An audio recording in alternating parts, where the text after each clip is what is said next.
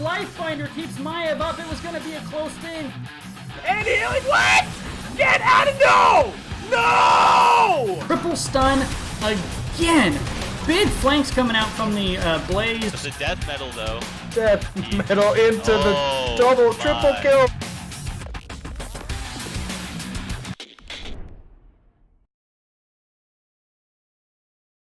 Hello everybody, welcome to the Nexus Gaming Series. This is Division B East Minion Miners versus Rush B. I'm joined today by Blank, starting with his debut co-cast here today. Welcome. Hey, thanks.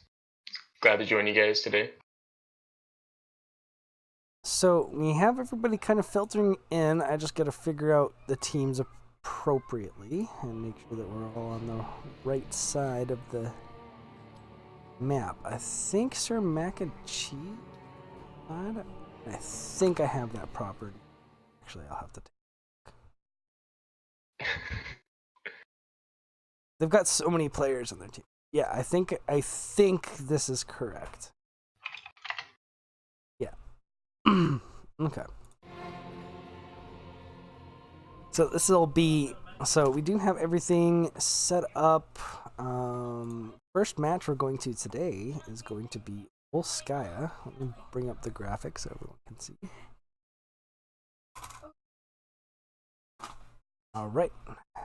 So, they banned Battlefield of Eternity and Towers of Doom on the side of Minion Miners.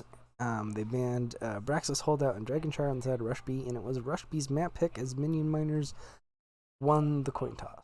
So, they took first pick. Yeah, I'm already streaming. That's fine. I guess I won't have a chat.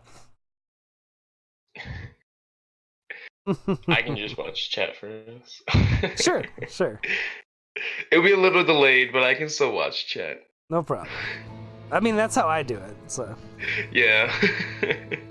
Watching chat. So, Mr. Blank, do you know either of these teams well at all? Let's give us some insight, perhaps, from your perspective. I've actually seen Minion Miners before. My team personally has scrimmed them a couple times.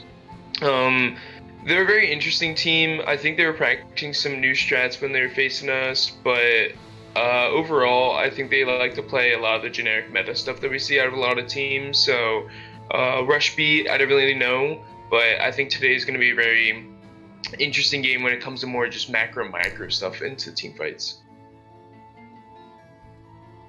Yeah, I mean, Minion Miners, this is their second run in B East, while Rush B was just recently upgraded from Division C, where they went all the way to the Grand Championships and barely lost out to Regen Red last season. So looking to make a bit of a,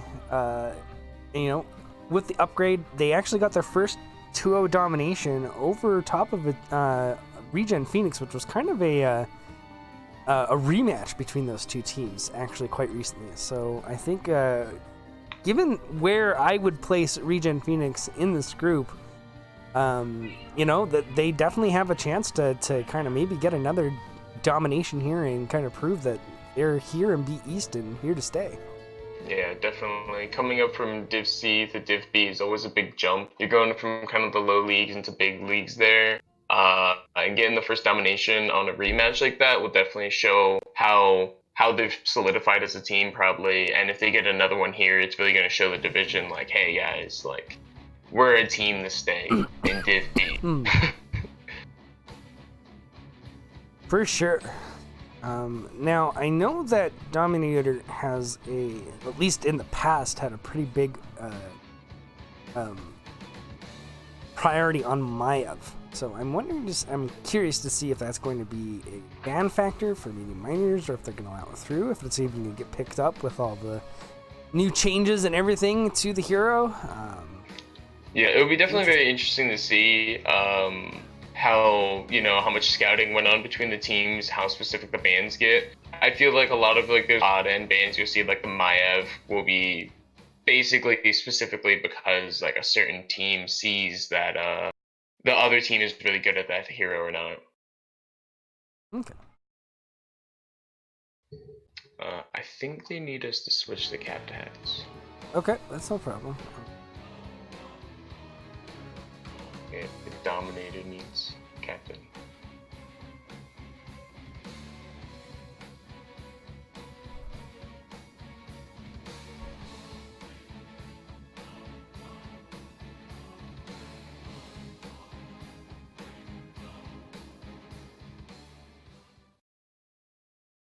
Sir mac and cheese.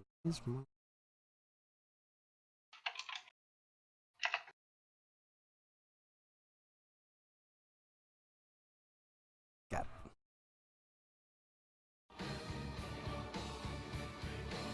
All right, starting.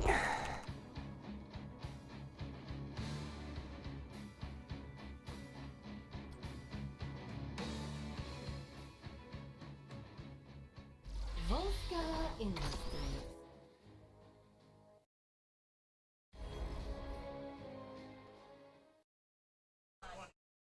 Alrighty, here we go. Game number 1, Volskaya Foundry. First ban going to Minion Miners. What do you think we're gonna see here? I don't know. It'll be very interesting to see. I know there's several healers when it comes to Rush B side they might want to remove. I know Rush B has played Stukov a couple times, so Stukov on this map can be really strong, holding the silence on the corners of objectives. I know like point A and point B is really good for him. So it all depends on how they're going about their draft. And we do see the Lucio ban. Lucio ban. That's the first time I think I've seen that as an opener. I do think that he's good in a good spot in the meta right now, but first ban worthy I wasn't entirely certain about. Let's take a look at the stats, and it looks like actually might be worth it. 28% popularity rate, 78% win rate with a KDA of 7. Very interesting ban for Rush B here with the new the Abathur ban coming out.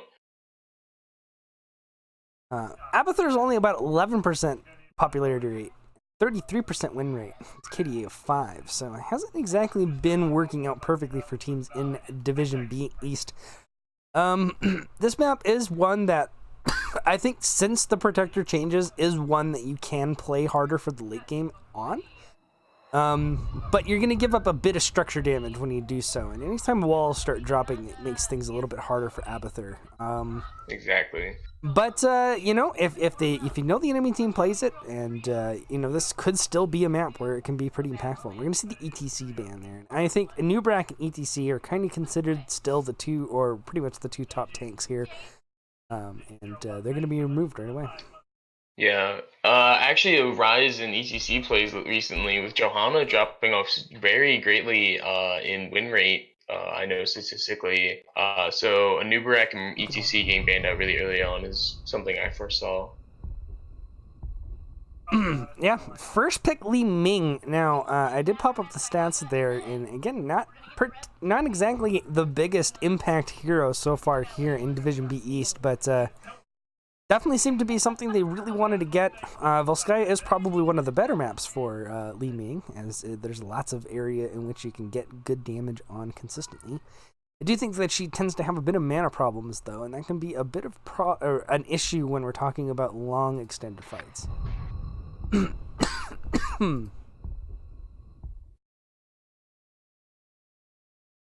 Just right click.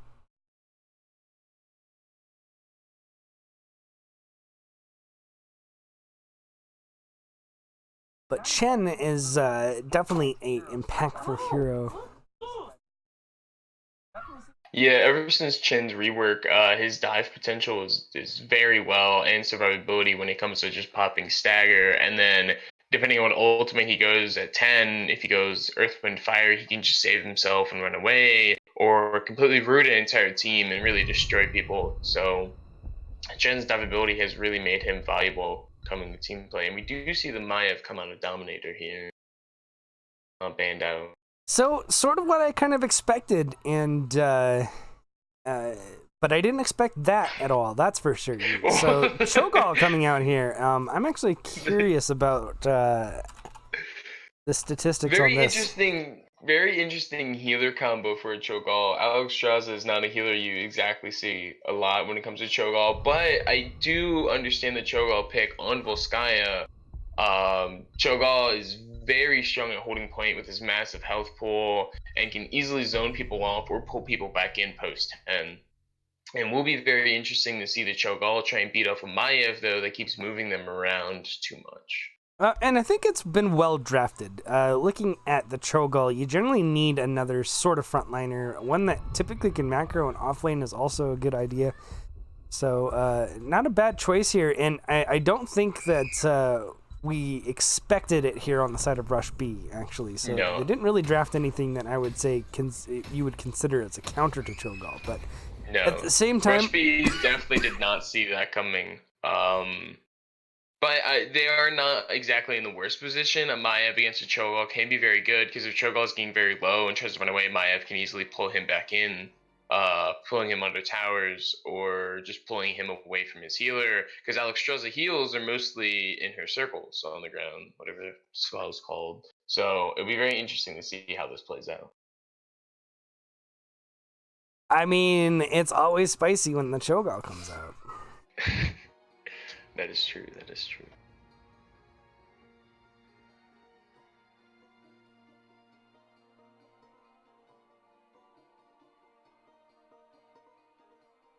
Yeah, I mean that's kind of why I was liking the draft for the Cho'Gall, was the fact that Li Ming, that Alexstrasza is a really good healer based off her percentage health healing capabilities, probably one of the strongest. And then on top of that, the dragon is a nice combination to give good, a bit of extra slow CC damage and point control on objective too. Yeah, I do agree. I see greater point control on the side of minion monsters here, in my opinion. With Cho'Gall and Alexstrasza, they can easily hold points for very long with that big health pool, and Dragon Queen being able to pop out and keep them sustained. And Chen having a great macro ability that he can just rotate in the lanes and come back whenever he needs. Well, we're going to get a pause right out the gates. So we might as well do the introductions anyways. On the blue side, we have Minion Miners. We have Himarin, which is Himibo and Murderin on the Cho'Gall. Weskra on the Straza. Sir Mech of Cheese. Slimming. And Marshall on the Chen.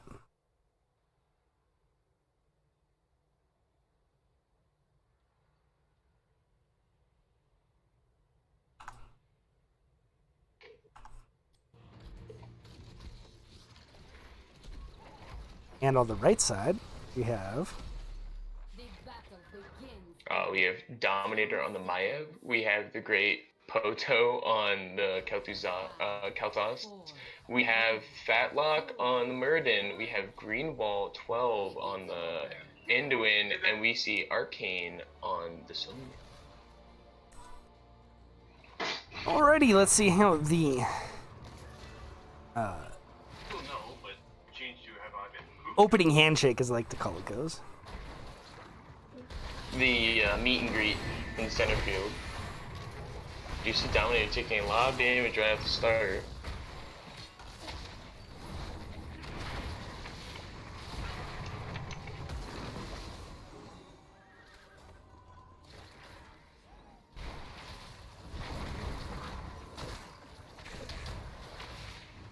And you see the standard rotations from top to middle here for the 4-man packs, as Sunny and Chen just do their thing down in solo lane. And I might actually lock onto your camera here very quickly, assuming that you should be on 2, right?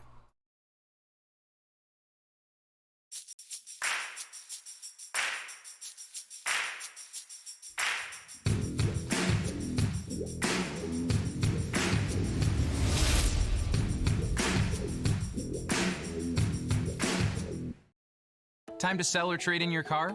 Get an instant cash offer fast from AutoTrader. The offer is based on thousands of similar cars in similar condition. AutoTrader makes it fast and easy to connect with a local dealer to cash out or trade in. Visit autotrader.ca.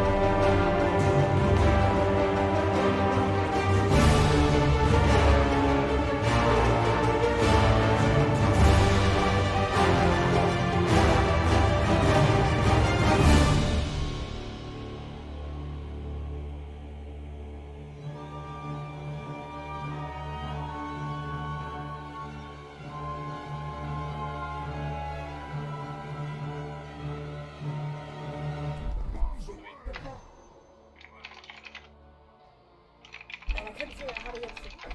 So I tried to talk to him, but he couldn't hear me. So he was talking to the wrong fucking thing. Okay, I got it.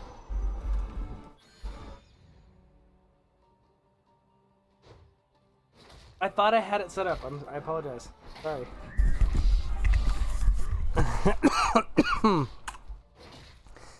I should have said number 5 on the numpad. My bad. Okay, my bad.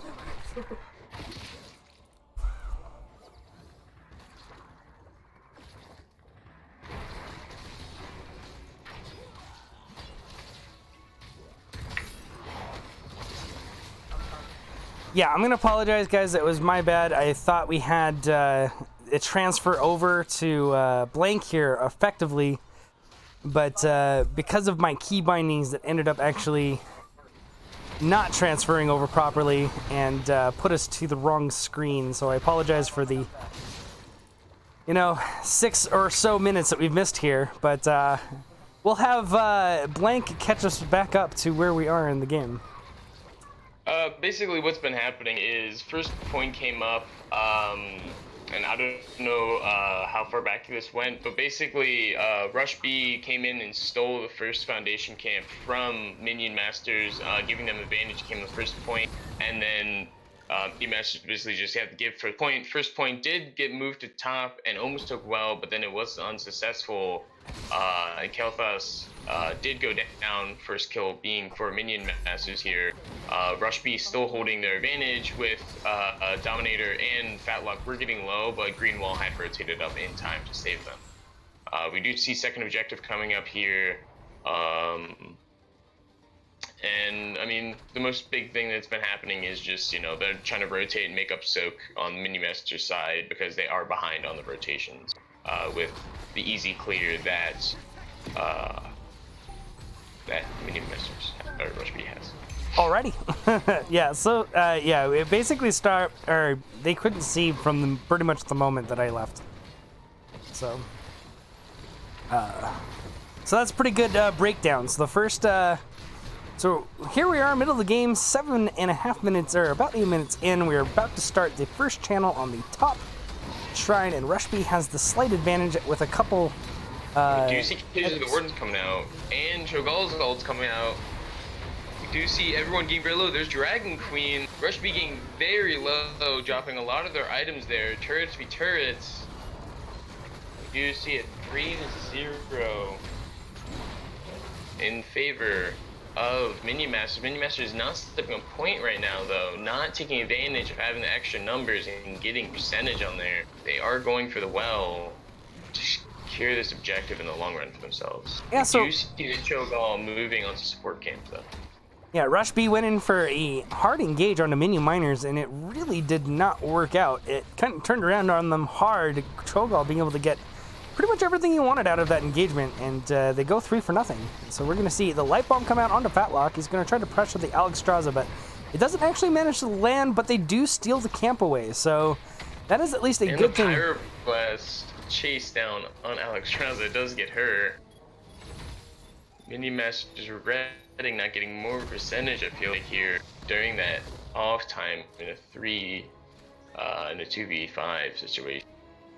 Yeah, kind of a bit of a misplay. They had a bit of an advantage there with the 3-0 kills, but as you said, they didn't actually channel much on the objective. So now we actually still have a lead here for Rush B, and Minion Miners is going to have to look for another big engagement here. The good thing here is, though, they have pretty short cooldown timers on their ultimates. So, and also Lifebinder wasn't used in the initial fight. So Alexstrasza is going to be back up. We're going to see Cho'Gall see if he can get positioning here and maybe see an assault before the timer comes up. Yes, the percentage is getting high. I mean, 90%. They do step in with the Chen. They get the contest. Dominator dropping the healing support. We do see Fatlock getting very low. We see Cage of the Warden coming out. Dominator trying to fight off the Cho'Gall. We do see Fatlock, Dominator, and Arcane go down on the Sonya. Yeah, so it's a 3-for-1 trade by Minion Miners yet again. So a lot of the times when the big ults come out from either side of the team, it seems to be going in favor of Minion Miners. Chen did manage to suicide himself, apparently. Chen killed Chen in that last fight, which Chen kind of threw it decided. off when I was looking at the thing going on there. We're just like, wait, but Chen is on the blue side. Why does it say blue killed red? I'm so confused. Yes, for those who don't know the rework with Chen, his stagger can kill himself. I personally, as a Chen main, like to call it Chen-icide. I believe it is one of the greatest things ever. So the percentage is getting up to 99% here. We do see the Dragon Queen come out to hold the percentage as the Haymaker does come out of the Muradin to get Cho'Gall off point. We see Chen popping his ult to get the roots. We do see Kel'Thas getting dangerously low, and he does go down. We do see Chen's mini-me's going down. He only has one left. That one does go down. He dies. He does come out of the form. Arcane getting dangerously low also. Arcane going down. Greenwall super low. We do see Alexstrasza go down. We see Fatluck go down. We see Greenwall going down. We see the stasis coming out of Cho'Gall to save himself. Dominator trying to hold on, and he does go down to the Chen-Cho'Gall combo. So the initial fight looked like it was going in their favor, but yeah, eventually it kind of came off. And here's kind of the one downside I would say with Cho'Gall is putting him into the thing means that 3 heroes are actually in the Protector instead of just 2. Little known fact about Protectors when Cho'Gall goes in is that Gall can still do the activate abilities. all of his abilities while he's inside the Protector. So many people call this the Super Protector for the fact that he has the abilities of 3 different people with the health pool of, you know, the objective, which is a very large health when it comes to these fights. That's insane. And so we do see them rotate, take out top 4, and then we see them rotate, take out the few turrets in mid, and of course they're rotating bottom to take out that well for 3rd objective advantage, but they will not be able to do it with Rush B being there already and not enough time being left on this objective. You see him dancing around, kind of wasting time, using super objective, whatever you want to call it, to their advantage.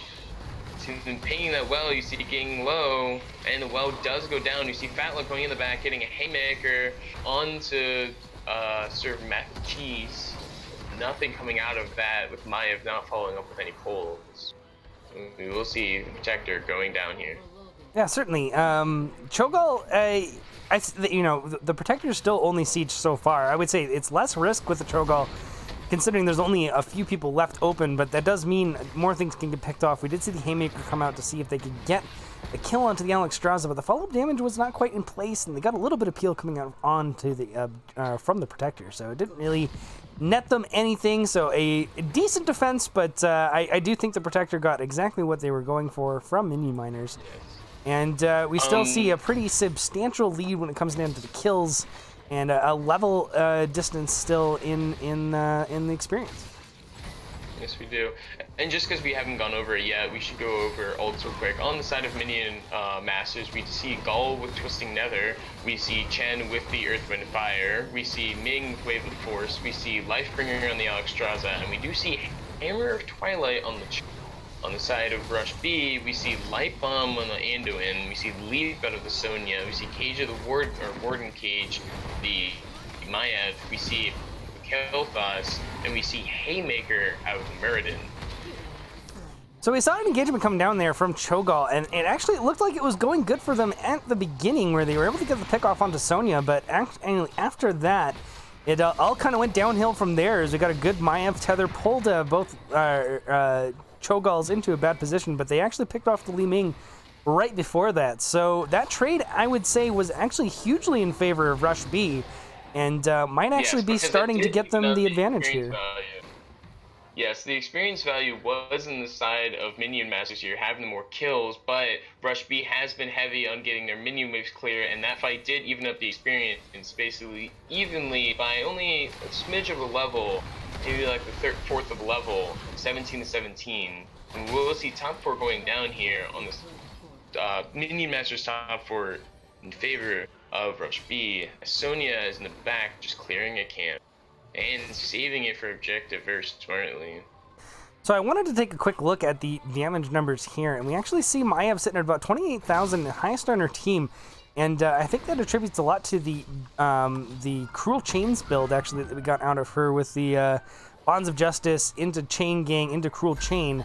I actually really like this build. I think that it's actually probably the way to go nowadays, as Maiev gets a lot of damage numbers off of it, and we're actually seeing quite a bit of that effect here. Now, we did have a question here in the chat from Monkus on why no containment disc into Cho'Gall, and I kind of have to agree, as it does get a 2-for-1 value onto the hero, and kind of makes the rest of the backline actually pretty vulnerable to the dive. I can say the main reason why we don't see a containment disc into the Cho'Gall here is because Warden's a lot more value. Past Cho'Gall, their team is very squishy. Alex Streza and Li Ming both do not have the biggest health pools on their team. Chen can just stagger out most of it, but if they can catch Li Ming or Alex Streza like they did in that last engage, they will get the kills, and that will turn team fights for them, seeing that that is a lot of their damage or their heals. We're going to see turret and a healing camp up for Rush B. We look like we have 2 turrets on the side of Minion Miners. And they do get the initial control, 45%, which is not that surprising. Leap coming in and actually lands right onto Li Ming, and she gets deleted. And that's actually going to give priority position here for the side of Rush B. And with a 50-second cooldown on that death timer, it's actually going to be a bit of a hard thing for them to push in. They might have to just give up this objective. Yes, and this is actually kind of bad in favor of Minion Masters because they do have the camp top that they're going to have to go and clear, and this also puts Rush B in favor of getting 20s first, and 20 fights, as we all know in this game, are the biggest fights in this game because they can make or break how a game's. Yeah, I'd sure like to see a bit more siege coming out from them. In fact, if I were Rush B in this situation, I almost put Maiev in the bottom and get Sonya here onto this fort, as on this team, she actually does the most siege damage out of anybody on the team. I would definitely agree. Maiev is very good for team fight potential, but when it comes to wave clear and sieging damage, Sonya definitely beats her out, which is more important when it comes to them just channeling percentages here. We do see the third objective going in favor of Rush B with Sonya Kael'thas hopping in at this time. Yeah, and so with that bot fort being gone, they will just go to keep walls. Yeah, exactly what I was going to say. They were going to be, they did manage to take down the bot fort, so this is definitely going to be threatening keep, but I do think that protectors, you know, ever since the changes, even in this situation, still don't necessarily guarantee keeps in this situation, and definitely don't necessarily risk the core as they sure used to in the past, the kind of the power spike. I can totally into agree that. with that. The protectors used to be able to threaten core very easily at this point in the game, but with their reworks, they're less potent, as you can already see, getting down to 20% health, and they keep barely taking any damage. They got through all the walls in the well, and that was about it. So they will rotate it in the mid, probably clear some minions up and get that mid fort down. Yeah, you're already expecting this to go to the next objective, so you might as well just pop up here, see if you can get the well, maybe even to get the mid fort if it's capable. But I don't think they have enough percentage left on this protector to really threaten that, especially since Kael'thas being out or getting popped out of here might actually get engaged upon. We're going to see the engagement coming through. In fact, Pandapels is being channeled. We see him going Earth, Wind, Fire. We see him rooting in the background, and we do see the Kael'thas go down while their whole front line is busy.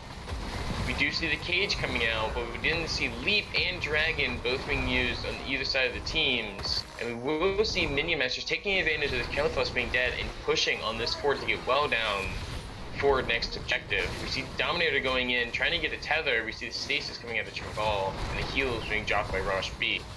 That chain gang build doing so much damage. Actually, Cho'Gall dropped actually to about 25% health from the pull-in, but it looks like Fatlock is actually super low. Sonya's going to go down here, and despite it actually looking like not that worth considering what they had to drop to get the Kael'thas kill, since they did get the pick off on Sonya, in the end, that team fight probably turns map control right back over to Minion Miners.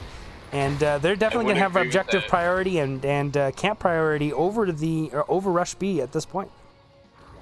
This definitely gives a big advantage to Minion Masters because also the staggered deaths, as you know, people were like, oh, it's just 2 deaths, it wasn't that much, but the staggering between the deaths is that it leads them longer to even more 4v5 fights, and we see Dominator getting very low and dying, staggering another death for the team as Kael'thas had just come up, giving even more map pressure into the favor of Minion Masters to pick up more items like support camp and their turret again.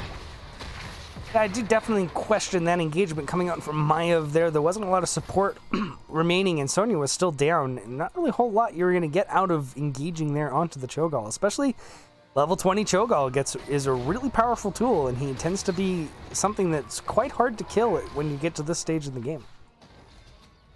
I do agree. Cho'Gall sitting about 7,000 health at this point in the game, being a very, very tanky boy.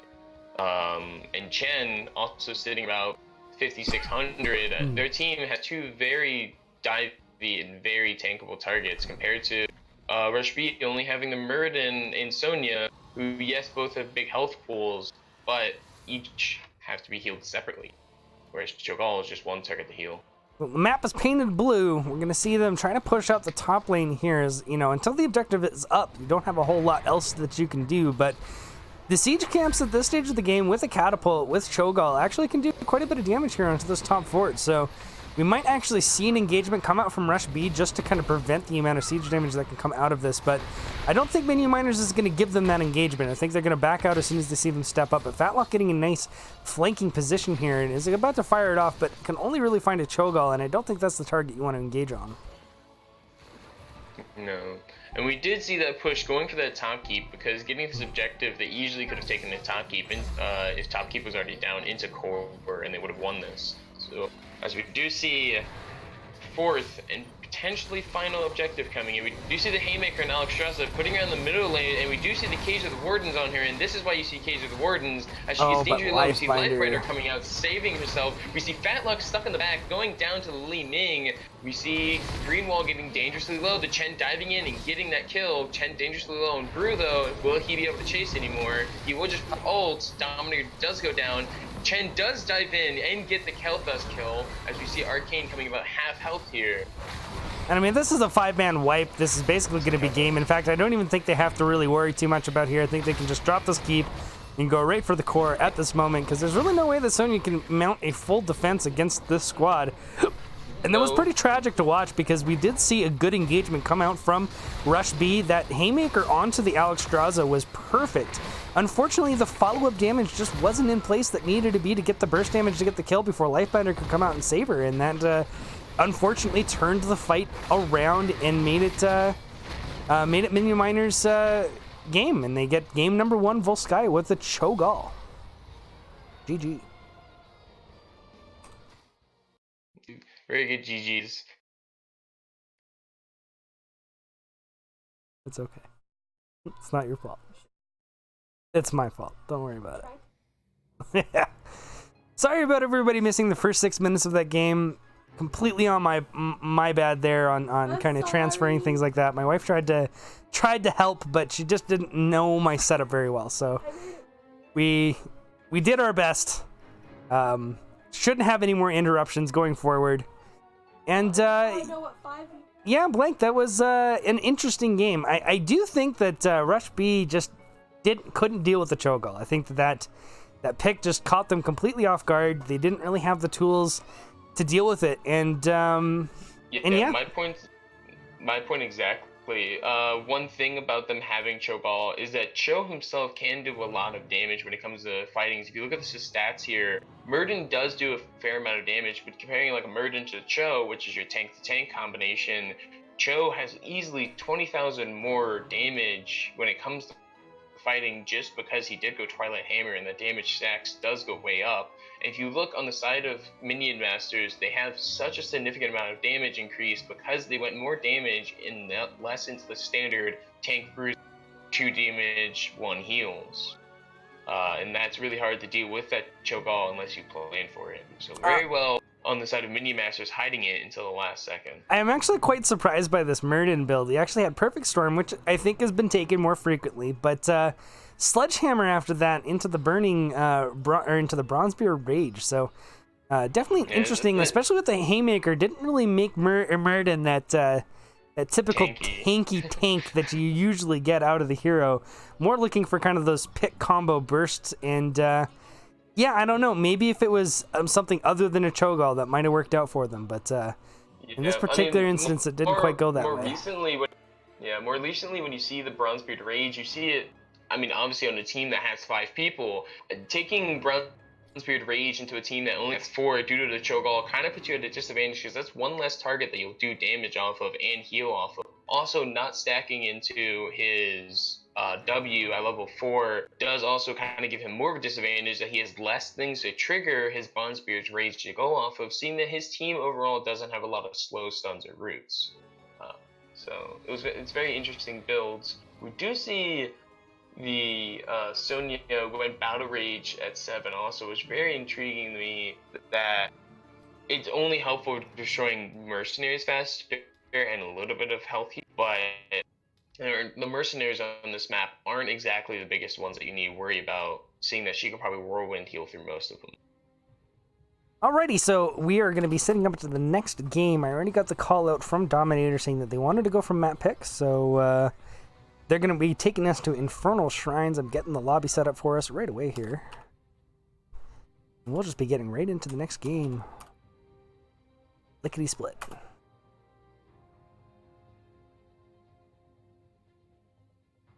Alrighty, lobby's up and posted. Let me adjust all the numbers.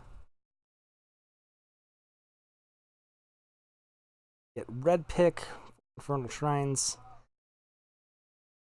So maybe not as easy a map to run a Cho'Gall, and they might be a little bit more prepared for it. Just to answer chat questions, Rush B's last pick was Sonya, so they did intend for the Murden to be their tank and Sonya to be their offlaner. As we saw in the early game, Sonya was fighting the Chen and bot, and Murden was rotating. So that answers that. Yeah, definitely thought the build was a little odd. Definitely not gonna lie, Yeah, I thought that was not your typical run. No, but I mean, you know, what are you gonna do when a magical Cho'Gall just shows up on the opponent's team? You gotta think fast on how. I definitely think Rush B could have won that if they took their engages more like they were doing when it came to point B, or no, point A. I don't remember exactly which one. There were a couple of times that Rush B were taking fights very well for themselves and catching either Alex Strohs or Li Ming inside the cage, which is what their team was more based around, was catching them inside that and getting the kill very early on. Like you said, that Haymaker in the end was very beautiful until they didn't have the follow-up damage to stop the Lifebringer from getting up. Yeah, if the burst had come out quick enough to kill that Alex Straza before Lifebinder was able to proc, that fight would have looked a lot different. Oh, that fight definitely would have gone in the favor of Rush B winning that objective and potentially winning game.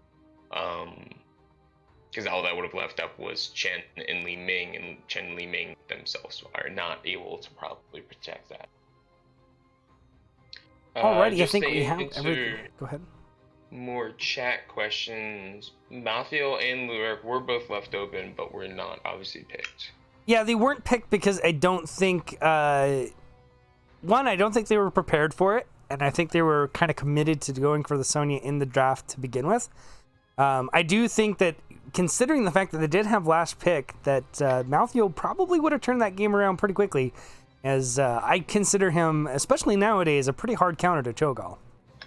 I do agree with that, especially with how well, like you were saying, with the Cruel Blades or whatever out of the Maya, her health pool, the Cho'Gall's health pool was staying below 50% quite a lot of the time, so last Ray easily could have finished him off in several of those fights. Yeah, definitely. So we have everybody here in chat ready to go. I think I'm just gonna give them the go-ahead that we are ready. If you are. Hopefully we'll be getting into game number 2. I hope to God I do not have to make another quick run to the bathroom, but if we do, I'll make sure that it's set up appropriately so that it actually allows you to cast through that area, because I'm sure you ran yourself dry doing that, and then just to find out that no one was listening. I was casting the whole time. I was keeping up with everything actively the whole time, and then I found out no one could hear me. That's all right. I'm the most prone to technical difficulties of all the casters here in NGS, if you haven't already been aware of that. just because, I hit the wrong button sometimes. The issue is that I was putting it to lock onto your camera, and I always forget mentally that also a lot of my scene changes are bound to my numpad. So I hit the 1 key, which brings up basically my tournament screen opener for the start of the stream, and I didn't hit the 5 key once. And that's all I had to do is hit the 5 key once, and it would have still stayed on your camera, and it would have moved over. But oh well, woulda, shoulda, coulda. We'll see if everybody's ready to go. So we do have the readies coming through from Rush B. Let me see if I don't think I popped up the overview. You can see anybody showing up. Minion Miners did take game number 1 with a spicy Trollgall draft. We saw Rush B take map pick again, take us to Infernal Shrines. And it'll be interesting to see what we get out of that. We do get the readies coming in from Minion Miners. So I'm going to be starting this right away. It's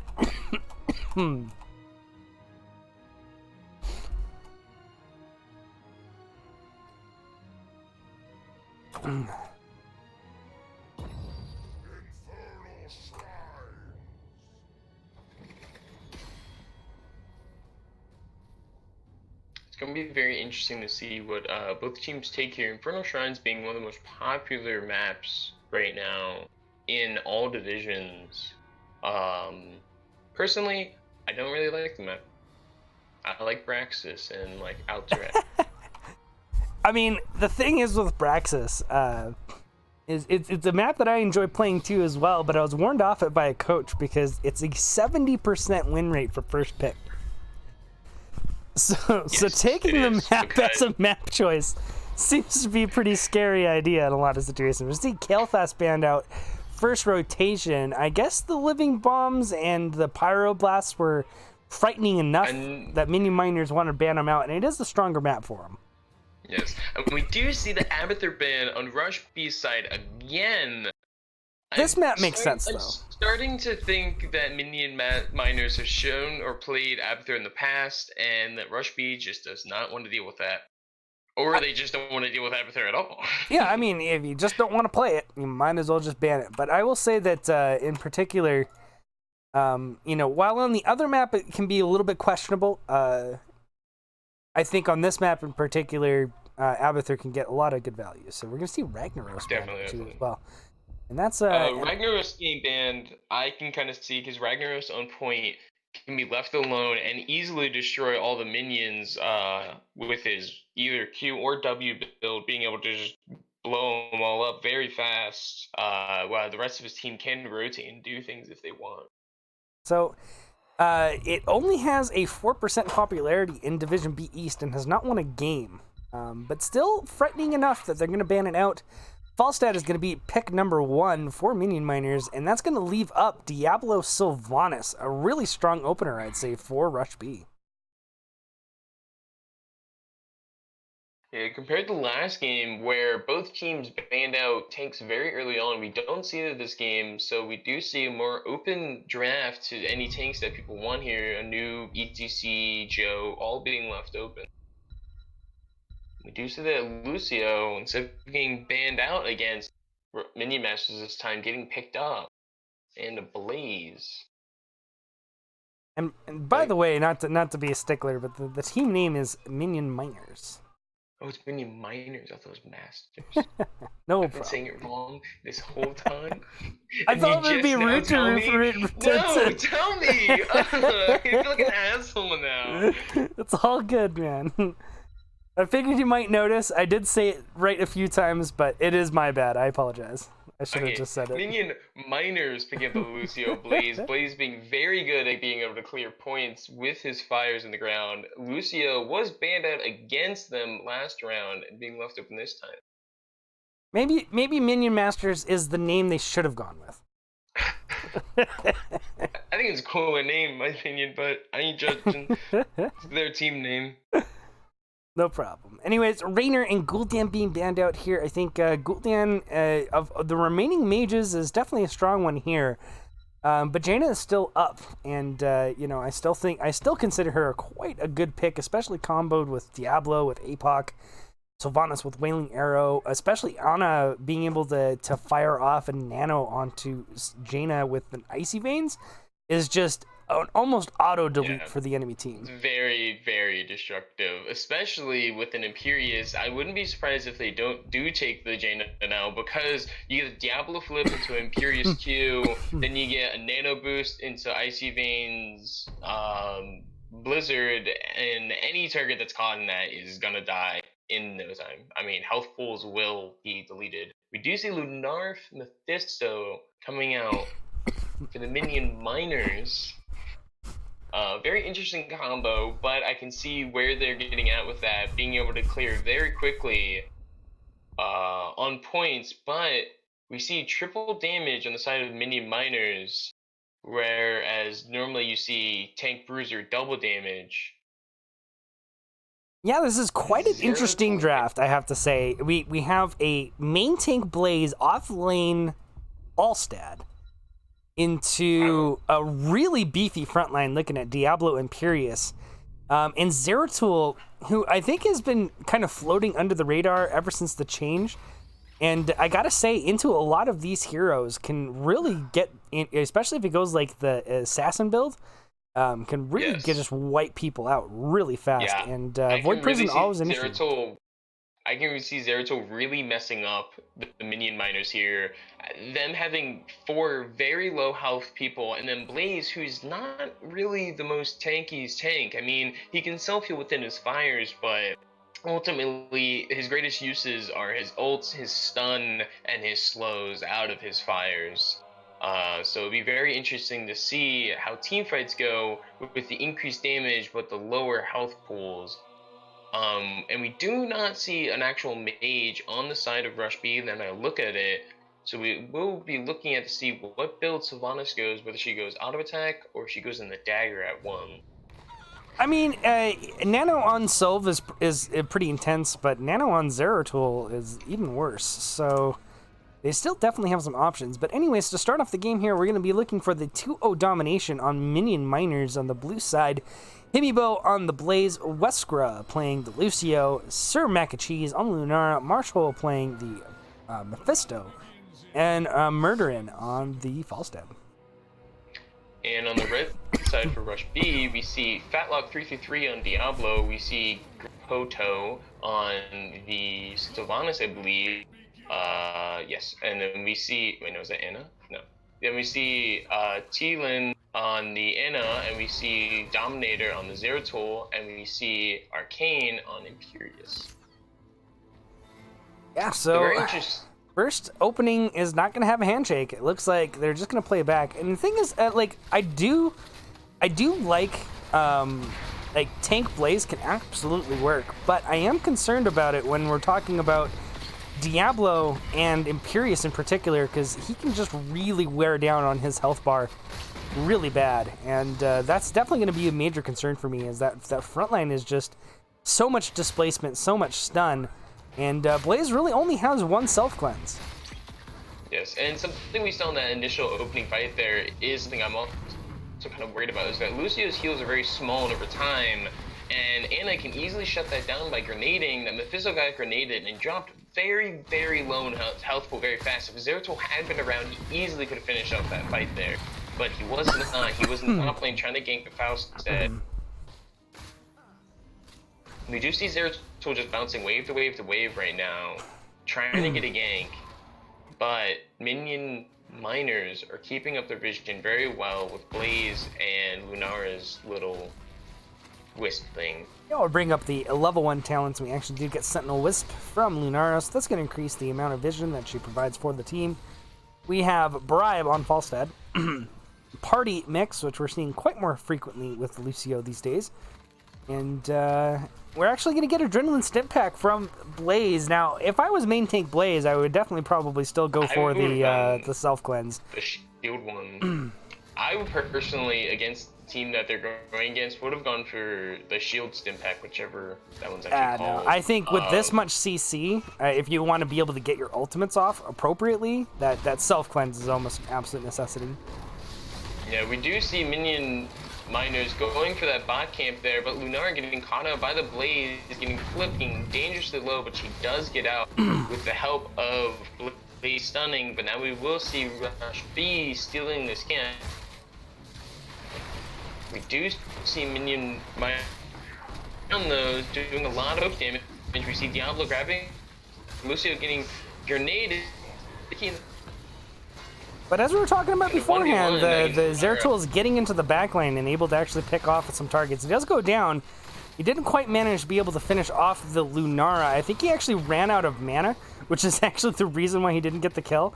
But both Lunara and Falstad dropped below 100 health in that fight, so it was a 1-for-1 trade overall. A little bit unfortunate Zeratul didn't have the mana to get the kills that he needed to in that situation, but yes. But kind of just showcasing how strong that it is going to be on these squishy targets. Yes, and we will see camp still go to Rush B, and Falstad had flown down, so now Rush B did get the advantage in top lane with their wave pushing in the towers due to the objective coming up.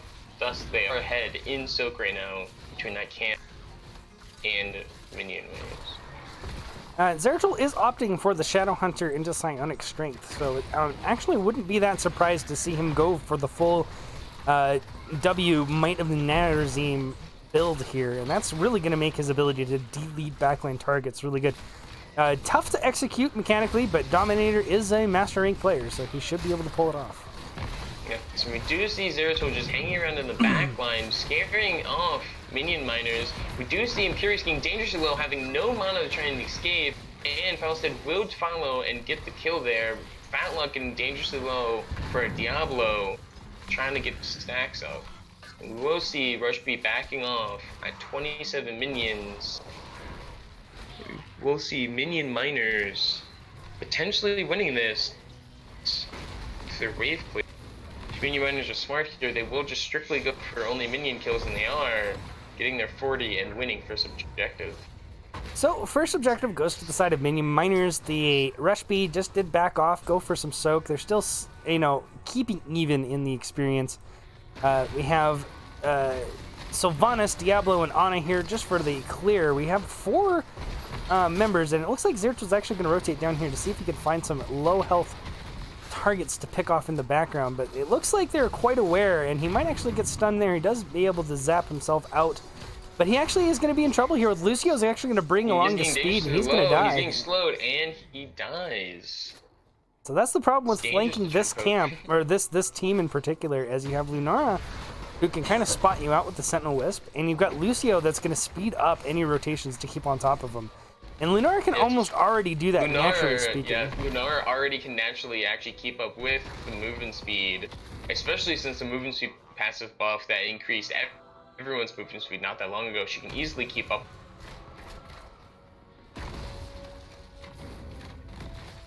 So half a fort in the bottom lane. Another extra pick for Minion miners. And despite some of our reservations, things are looking actually pretty good for the side of Minion miners with this draft. Yes, with the single tank Blaze is actually working out for them. The additional damage has gotten them kills. We see Falstad sneaking in, trying to see if he can steal that camp, but they're already on it, so he will just back out. Good rotation from Minion miners to keep them alive there, and they're actually going to go in for a full invade after seeing how low the health bar is. Getting very low, and Arcane does go down, and the camp is stolen by Minion miners. Very well played on the rotation, knowing they were there, knowing they could get the pick. With Diablo and bot lane very visible, trying to clear minions and get stacks. They took that engage right in their favor.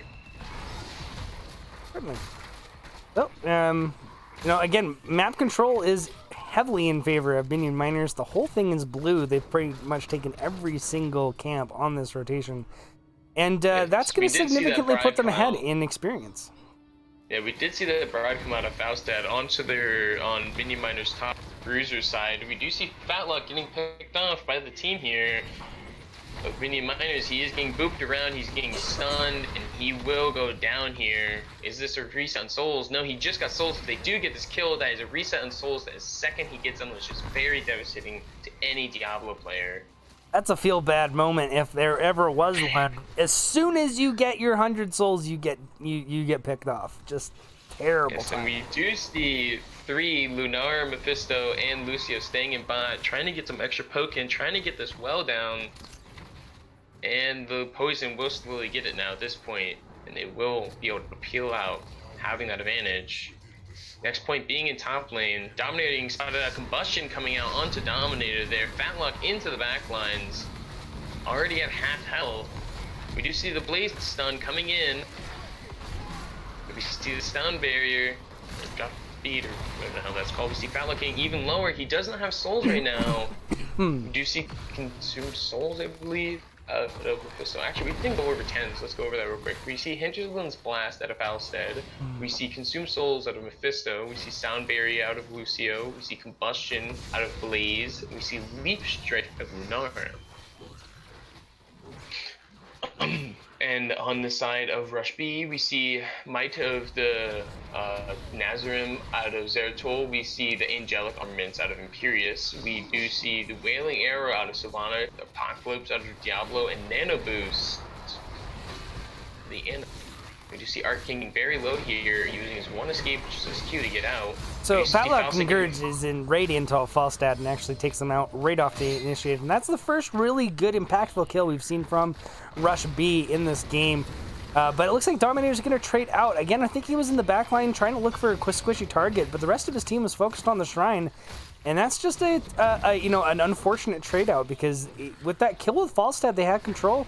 But with that loss of Dominator, it's pretty much dead even again. So we're going to see if they can get another position. They want to probably get another pick off before Falstad can fly in, but that is the problem with Fly, is he can get it in there. Arcane is going to put right onto the Himibo. He's actually going to try to trade out, but Himibo's really low. I think he's going to go down here, but no. The Sound Barrier comes in, keeps him alive, Combustion goes off, and they actually get we see the Wailing Arrow coming out. 3 kills right off of that, and things looking really heavily in favor of Minion Miners now. For those that couldn't keep up with that there, him and Bo did miss his stun coming in. Blaze did end up getting flipped by the Diablo, but because of that flip, he ended up missing the APOC, which allowed Lucio to come in, get the Sound Barrier, and he was able to Fire Blow himself and heal. The all combinations were in favor of Minion Miners there, as the Wailing Arrow came out very late inside that fight. A bit of an issue here we have too as well with the Sylvanas build is we got Dagger build and only at 44 stacks. At 10 minutes into the game, you typically want to be at about 100 if you're wanting to actually have any meaningful impact in the game. And unfortunately, they have not been able to sit on the front long enough to be able to get those stacks up. And it's just a bit of unfortunate because that extra bit of damage is really not paying off for them in the end here. We see the Punisher hop over the wall. Arcane Punisher is going to push down this front wall. I think that's going to be where Minion Miners stop, as the rest of this is going to be cleared up pretty easy. But they're going to go back just doing what they were doing prior to this objective, and that's claiming every single camp on the map. And we'll see Falstead coming down to the siege camp and probably bribe this here. We do see the double bribe, and as he easily destroys the last one and claims that camp. And you see them rotating down to grab a bot camp as Mephisto grabs their own. Minion Miners playing the macro game very well in these past 2 games, and Rush B falling behind and letting him take advantage every time. Yeah, you know, this is kind of one of those areas where I wonder if Cleave build with Void Prison still allows them to get a little bit more setup onto these squishy targets, and you can actually use the Imperius more in the 4-man and allow Zeratul to kind of do your wave clear for you.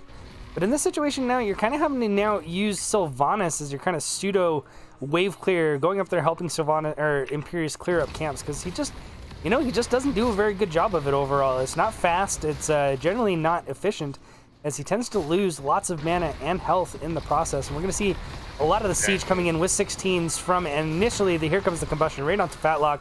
He's being slowed all to hell, but he does back out, and there is a nice APOC Might get the kill onto Himibo, but no, the sound barrier is good. They do manage still to kill off the Blaze, but that's going to be a 3-for-1 trade, totally not worth. A 4-for-1 is Lunar did chase down the 0-1 bot lane, so now they have the camp in mid and the camp in top lane pushing in favor of minion miners in a 4-for-1 fight. Very, very worth it for them. Ana being the only one left up, not able to be able to defend this well. They will take keep here potentially. Yeah, I mean, Rush B really didn't want anything to do with that team fight. Down 16-13. But they took it anyway, hoping to get a quick pick onto that Blaze. Anything with that team fight, but they did go in for it on Himibo, trying to get the APOC on him, but Soundbeer is saving his life again, allowing him to follow up with the stun into the Consume Souls, but everyone at very low health, which between the poison of Lunara and Faust's range did easily wipe them up.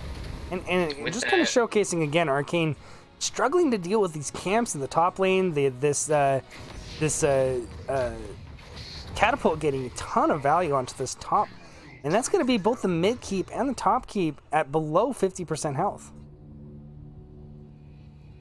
Next objective rolling in less than 20 seconds now. And nowhere in sight do we have 16s for Rush B. No, they're still down half a level from 16s and 2 full levels from where Minion Miners are sitting right now. Fausted in top lane. Very easily, everyone knows that he can just fly into point whenever he is needed. As Minion Miners do have clear very well. We actually saw a ping go out onto Falstad, making sure he knows that they can't see anyone else on the map and that he's vulnerable to a gank. So he's staying nice and safe near his towers. There isn't any chance for a Void Prison to keep him from getting to safety, so he's just going to be able to clear up that wave and zap back. And 16s are almost taken by Rush B, but it's not going to be in time for this objective, so they're going to have to just defend with 16s. We do see Fatlock going in, though. He's going to try to make this an issue. APOC dropping, but it hits nobody. We see Zeratul on the backline trying, but he's only putting pressure onto the Blaze, so he's actually going to go down. Putting everyone dangerously. That was... So splintered spear value from Lunara, and then you had Consume Souls plus a Hinterlands Blast that ended up kind of finishing off 2 other targets. So that's going to be 4-for-nothing trade. That extra focus onto the Blaze in that situation just didn't pay off for them. And now we got a Frozen Punisher pushing up with 4 dead, with semi-long death timers. This bottom keep's going to go down. I don't think they're going to go for the core call because this comp just doesn't really core call that well.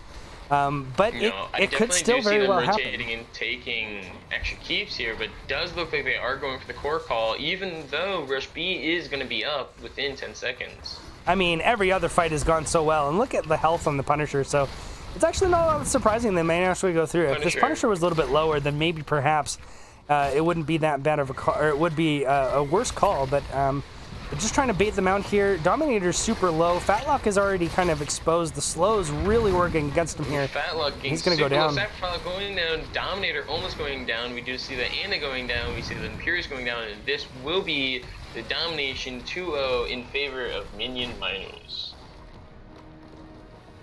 Yeah. Very, very interesting games. I can say that. So both games going, I would say, quite heavily in favor of Minion Miners. I didn't see many team fights really fall in favor of Rush B in any of those situations. And yeah, despite the odd draft that we got in game number 1 and 2, they still kind of come ahead. Minion Miners really taking advantage of their macro game once they got the snowball. I mean, every time they had advantage of 1 kill, even simply just 1 kill, they took the advantage. They're like, let's camp on them, let's get their camps, let's get their walls. They're doing very well on keeping the rotations going in any small advantage times that they have. Map 1 and map 2, which I feel like snowballed them very easily into the wins in these games. Absolutely. Oh, go away, chat. Blocking my stuff. There we go. I can say though, seeing the Sylvanas go dagger build against a single big tank frontline is very surprising. Usually you see dagger build because of the damage you can do at melting really big guys really fast. more on teams that have 2 tanks or 2 very big bruisers. Dagger build against a team with 4 very small targets out Blaze was a very interesting pick here, and I can see why they did it into the Nano Boost, but I probably would have liked to see Nano Boost probably going Zeratul and Sylvanas have gone AA build here. I mean, I'm generally of the mind the dagger build is only really good when you've got multiple forms of like burst damage or like when you've got a lot of damage mitigation. So if you have like double supports or things like Medivh or Zarya, tends to kind of reduce the effectiveness of the Remorseless build. Outside of that, though, it generally gets a lot more general value, and that's the kind of thing. Like if you can't get those stacks out. It's really gonna cause you problems into the late game and you can't get the damage done. But really, I'm not gonna sit here and say that Sylvanas was the key to the loss here. I think that there was just so much pressure coming out from all of these. Like you said, the macro is so well done. The combinations of the ultimates, making sure that you're taking advantage of those talent tiers that they just consistently had, really made the big factor in this game, and I think is the key to the victory here for Minion Miners. Anyways, let's get into the interview screen, see if there's anybody around that would like to get do an interview post game. Wouldn't that be Just message whoever I'm supposed to message. I think it's Henibo. I believe in Discord his name's Marshall. But let's move ourselves into lobby 1. Oh yeah.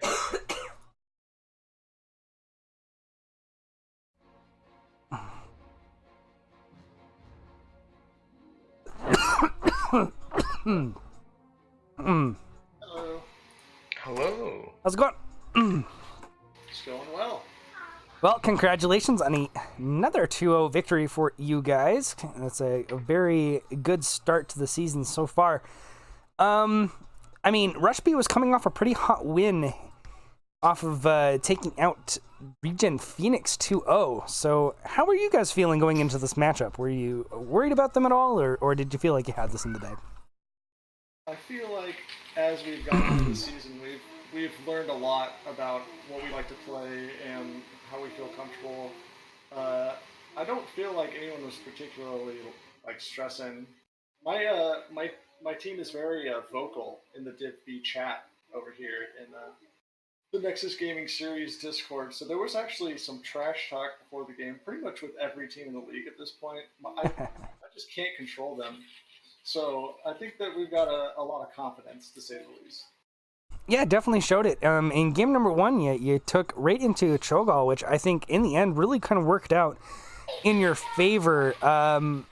Though it was in a slot where they still had that last pick possible, say, Malthael or Leoric. Do you think that would have changed things much at all?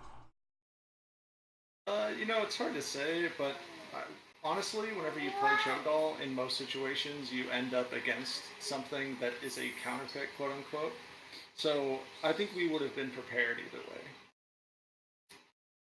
Yeah, I mean, he also kind of went and outbuild with the Muradin with the Haymaker. In fact, the last play got a little bit kind of scary there because we saw him isolate Alex Straza out into the middle of the lane, burst her down really low, but the Lifebander just executed just in time. What was comms like in that moment? I mean, it's just constant yelling and chaos pretty much all the time, so... But, for real though, I mean, that's why we go to Alex, that's why, is because it's just so crazy to get a Cho'Gall down to, 1 health, and then all of a sudden, boom, he's all the way back up to full. You know what I mean? That's the reason we do it, so we love picking it with that. It's pretty great. Pretty awesome to see when it works. Do you have any questions, Blake? Yeah, actually, going into game 1, seeing that they took that Maiev, were you ever worried that even though you had the Withering Nether or whatever, that she was going to catch one of your squishies in there? What were a lot of calls when you went into your team fights? Who was your priority target? Was it Maiev? Was it one of the other people? Actually, the target picking is pretty much just heat of the moment kind of things in those situations for us, because we have a lot of ways to get on their back line, especially with the Chen, you know. And Hmm. front line, we made sure to pick someone that's a little higher mobility, a little better disengaged, someone like Li Ming. That, like, if someone were to dive too far, try to pass our front line, and they try to get Li Ming, and Li Ming gets away, she's not useless. She's still poking, but the Hmm. person that tried to dive is like pretty much useless at that point. So our team comp just kind of is rewarded for going in on the back line. So when they pull one of us in, even like with Maev or something, honestly, Maev isn't that terrible of a pick for us. Like we don't hate seeing that because we're pretty much going in on the back line in those situations. We're just like Li Ming, good luck, hope you live. You got blink. If you can get away, then we're getting extra damage, and we're basically taking one of their players out for at least 2 or 3 seconds. Right. Now, another question based off game one. So, right at the very start, they caught you guys on your fortification, your turret camp very early on. Were you worried that they were going to keep trying this throughout the game, stealing your turrets and trying to put you at a disadvantage come item wise? Or did you feel like this was only something they only wanted to try in the beginning of the game? Well, it's something that they can get away with better in the beginning of the game, especially since Cho'Gall and Chen, generally speaking, are pretty weak early on. Chen has some good lane matchups, and he's gotten better since the patch. But for us, it's something that we're not. It's not going to tilt us or throw us like crazy behind, and we know that we're going to get stronger as the game goes on. So we just remain calm and do our best to bait it out or whatever we can do. That's where it's at. So. Well, game number 2, I actually liked quite a bit, given the fact that you guys went for a pretty squishy composition into kind of what they had. And were you nervous at all with the Diablo diving capabilities, or were you not as concerned as they didn't seem to have, other than Zeratul, great dive targets, like or the dive companions with the Diablo? Again, and one of those things is we have tons of mobility. Like Mephisto is hard to stick on because he can play so far back and go in to do his damage. So it's hard to get on him. And he's not one of those people that you really are gonna 100 burst a lot of times with his air tool. Like he's not super squishy. He's squishy, but he's not like a Li Ming or something like. Well, Lunara is pretty squishy, but Lunara again has a lot of mobility. So we had a lot of damage, but we also had a lot of mobility. So every time that they try to go in, it wasn't usually too difficult for us to get away. And Blaze actually does a pretty good job of slowing their front line down and slowing their engage. He's got the oil that he puts on the ground, and he can just target the front line and stun them. So yeah, I saw you abuse. Back, then we're fine. Yeah, I saw you abuse the Diablo mobility quite frequently with the Blaze and Lunara slows. Actually made him quite ineffective in a lot of the situations, especially since you guys got that pick on him in the bottom lane right as he got his souls, which was just a feels bad moment. That was heartbreaking for him. We were calling it up. We were like, oh, that kind of sucks. Like, even on our side, you're like, oh, you hate to see it. Oh, yeah. Any questions, Mike? Yeah, I had one for game 2. I'm trying to think of it while you were asking questions. Oh, in game 2, there was a lot of times that they caught out your Blaze and got him very dangerously low. Were you ever worried about him getting picked off, or were you always confident that your sound barriers were going to come in like they did right at the right time to save him? Wes is definitely super good on the sound barriers on Lucio. He does a fantastic job. And honestly, Blaze is surprisingly tanky. Like, a lot of people you don't see Blaze main tank as much as I would expect, but he is hard to kill. And if he can get under his oil, get under the fire, he's healing, he has his trait, like, he can be a real pain to kill. So a lot of the times we aren't super worried because, like I said, we have the good timing on the Lucio ults usually, and like I said, Blaze is very hard to kill for the most part in most situations, anyway. Yeah. Well, I don't have any other questions. I just have a very, very good job at macroing. You guys played very well in game 1 and game 2, keeping camps and any advantage time in your favor, and I think you guys put that very well. Both teams played very well. Thank you. Yeah, we thought that we did pretty well. So anyways, going forward into the next matches, as you guys have had a pretty good run so far, anyone you're watching out for? What's your next big spicy match you think is upcoming? Let me tell you right now, I don't know when we're going to play them, but we're going to give it to jailbait like they've never taken it before. Alright? That's all I got to say. We're coming for you. Ooh. Alright, you heard it here, Jailbait. If you're watching this, they're coming for you. Getting season getting in there. I think last season was a pretty close matchup between you guys. So it's fun to hear that coming into team number 2. I also think you guys had some team members exchange too as well between those two teams. Yes, we did. You know your stuff. Anyways, You've been rooting the Div B chat. yeah. Well, I mean, I've been around. You know that. Anyways, that's gonna wrap it up for us today. Why don't you give us the shout outs there, Marshall, on your way out? All right, shout outs to everyone on the team. You guys did great, and shout out to Cole. He wasn't here tonight, but he knows what he did in the picks and bans. I'll just say that. I'll just a little. It's a little inside thing for him. He knows what he did. Thanks, guys. We appreciate the cast. Of course. Yeah, no problem. Anyways, Very much. have a good night. You too. And things getting a little bit, let's just say, not PG-13 in the chat. Oh, God. Terrible.